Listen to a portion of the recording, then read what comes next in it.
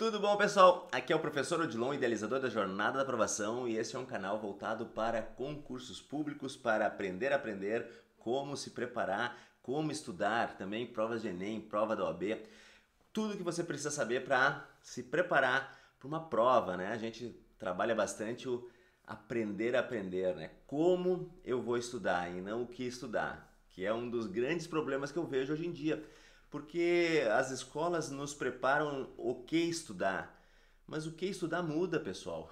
Eu brinco que nem os planetas nem os planetas do sistema solar são os mesmos de quando hoje são os mesmos de quando eu estudava. Muda os planetas, uma hora Plutão é, outra hora não é, outra hora surge o outro planeta, outra hora não surge. Até isso muda, então o certo é aprender, é eu aprender o como eu vou estudar e não o que estudar, porque o que muda. Vai saber o que vai ser as matérias que a gente vai precisar saber daqui 20, 30 anos. Então, o que vai mudar? O que a gente tem que aprender então é como estudar.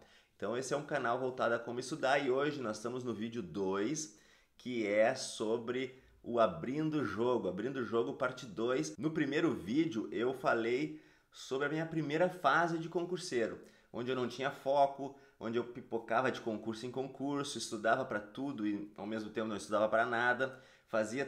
Foi nessa fase que eu aprendi tudo aquilo que eu não deveria ter feito ou que eu não posso fazer. Então, a minha experiência daquela fase é no seguinte sentido: é tudo aquilo que você não pode fazer. Então, aquilo que não pode fazer, eu sei que é pipocar de concurso, não ter foco para um concurso, não ter uma área-alvo, seja para bancos, seja para polícias, seja para orçamento e gestão, seja para TRTs jurídicos voltados para a área penal, enfim. Você tem que ter pelo menos uma área de atuação na qual você vai estudar para aquela área e daqui a pouco você vai lá e dá uma ciscada num outro concurso de ocasião, que até você pode vir a ser bem sucedido, vai ter muito mais chance do que se você ficasse pipocando de concurso em concurso. Então, essa primeira fase foi aquilo que eu não deveria ter feito. E aí, contando então, né, se você não viu o vídeo 1, veja o vídeo 1 primeiro e agora depois venha aqui para o vídeo 2. Já viu o vídeo 1? Então vamos lá, vamos continuar. E o divisor de águas dessa primeira para a segunda fase foi exatamente quando eu perdi o emprego.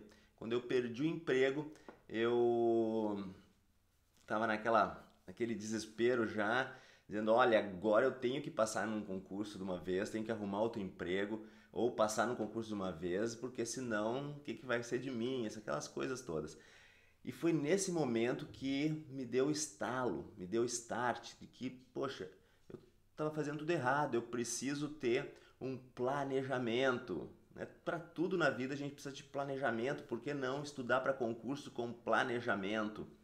Nessa fase também eu já estava fazendo concurso, já estava estudando direito, porque logo em seguida que eu terminei a faculdade de engenharia, já passei para faculdade de direito. Agora nessa segunda fase eu já estava por final da faculdade de direito e meu concurso que eu acabei assumindo de assessor jurídico do Ministério Público do Rio Grande do Sul, eu fui chamado nesse concurso quando eu já era formado em direito, porque era concurso apenas para pessoas que tinham um curso superior em ciências jurídicas, mas eu tinha feito o concurso 2 ou 3 meses antes de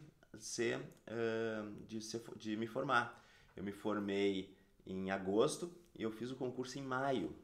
O concurso foi em maio, me formei em agosto, fiquei até naquela... Eu não podia ser o primeiro colocado, nem o 300, eu tinha que ficar entre os 100 e poucos, 200 no máximo, para ser chamado logo e também não correr o risco de ser chamado antes de formado.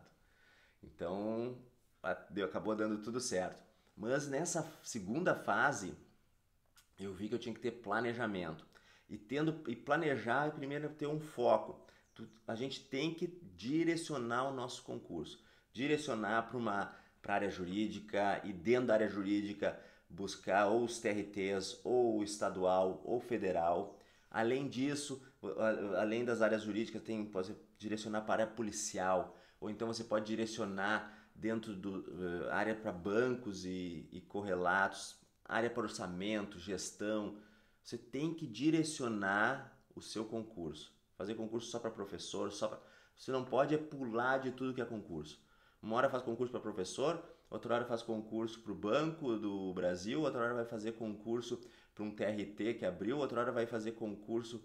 Não, tem que direcionar. A não ser que você faça concursos de técnico ou de analistas, e dentro de técnicos você sabe que você tem que pegar pesado em determinadas áreas, né? Muitas vezes as pessoas fazem para técnico, eu digo para as pessoas que fazem concurso para técnico, peguem pesado em informática, em português, redação, raciocínio lógico e informática, né? Informática, português e o raciocínio lógico é importantíssimo, cada vez mais vão colocar raciocínio lógico.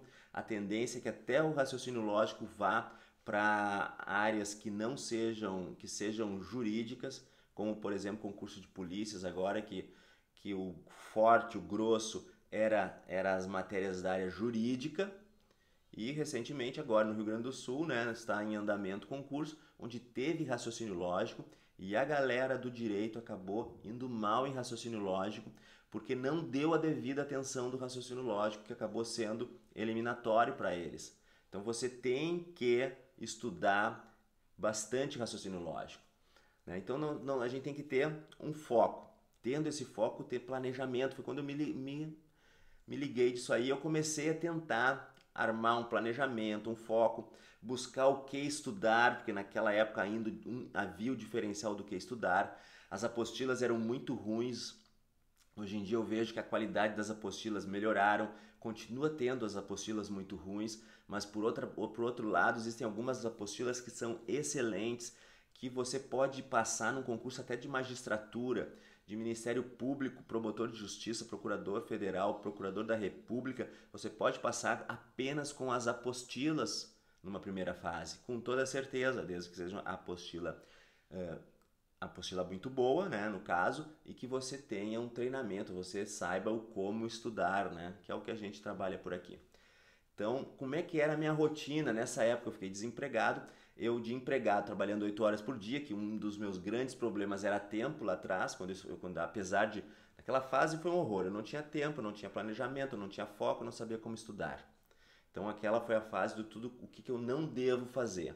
Nessa segunda fase eu tinha tempo, em vez de trabalhar 8 horas por dia, eu comecei a fazer bicos e trabalhava 2 dias por semana. Então eu trabalhava por produção e nesses 2 dias eu ficava o dia inteiro trabalhando que nem um louco, né, para conseguir uma produção mínima que me garantisse uma subsistência na semana. Então, e nos outros 3 dias, mais o sábado ou domingo, né? Então eu tinha 4 dias para estudar. Nesses 4 dias eu estudava demais, eu estudava muito, muito, muito. Eu lembro que tinha dias que eu acabava o dia, meu dia acabava, vomitava, passava mal, dor de cabeça, enxaqueca e não aguentava mais ler nenhuma palavra, porque eu acordava, foi uma fase, nessa segunda fase, houve essa primeira pré-fase, que eu chamaria assim, em que eu estudava demais. Eu estudava, acordava estudando, comia lendo livro, tomava banho pensando no estudo, fazia refeições lendo e comendo, e muitas vezes acabava o dia com uma enxaqueca tremenda, depois de 12, 13 horas estudando, sem parar, vomitava, tinha que ir para a cama, quarto fechado. Quem tem ou já teve enxaqueca sabe que é um horror. Então nessa pré-fase assim, por quê? Porque eu pensava que eu tinha que estudar o máximo possível, porque eu ficava muito mais preocupado com as horas de estudo como a qualidade do estudo.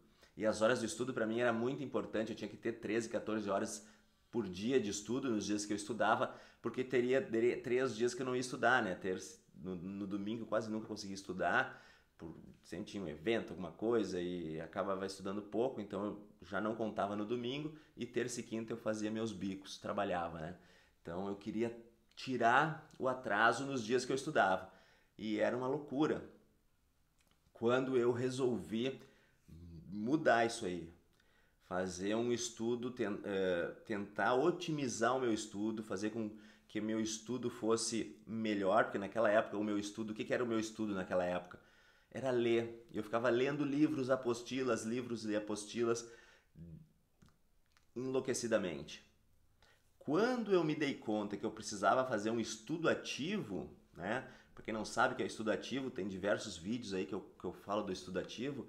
Quando eu dei conta que eu precisava de um estudo ativo, que eu precisava ter ainda um tempo de revisão mais adiante, senão eu esquecia e acabar esquecendo tudo que eu tinha estudado, eu comecei a otimizar esse estudo, porque o estudo ativo acaba cansando muito mais. Então aquelas 6 horas que eu fazia antes, eu em 2, 3 horas já cansava. Então eu fazia turnos de 2, 3 horas e estudava em vez de 12, 15 horas nos dias que eu acabava estudando 6 a 7 horas só. E não estudava terça e quinta. Então eu tinha menos horas de estudo, né? Se a gente comparar, naquela época eu tinha 12 horas durante 4 dias na semana, dá 46 horas, 48 horas, aliás. E aqui, com 6 horas, 6 vezes 4, 24 horas. 24 horas é quase a metade, mas rendendo muito mais. Por quê? Porque no momento que eu tenho uma enxaqueca do cão, vou dormir na base do analgésico e vou para outro dia, eu vou perder muita informação daquele meu estudo. Por quê? Porque o ciclo do estudo é estudo ativo, revisões e o sono. E o sono é importante. Um péssimo sono não ajuda no aprendizado. Então também essas coisas. E aí que fui, nessa segunda fase, que eu fui construindo uma maneira adequada de estudar. E essa segunda fase culminou com um bom desempenho em concurso. Eu não tinha nem me formado ainda em direito, fiz 2 provas, uma para promotor, fiquei por 3 questões para a segunda fase, para juiz fiquei por uma questão na segunda fase, e para assessor passei, acabei sendo chamado, para secretário de diligências também passei e fiquei na lista de espera, né, acabar sendo chamado mais adiante. Então foram vários concursos que eu consegui ver que realmente dava certo.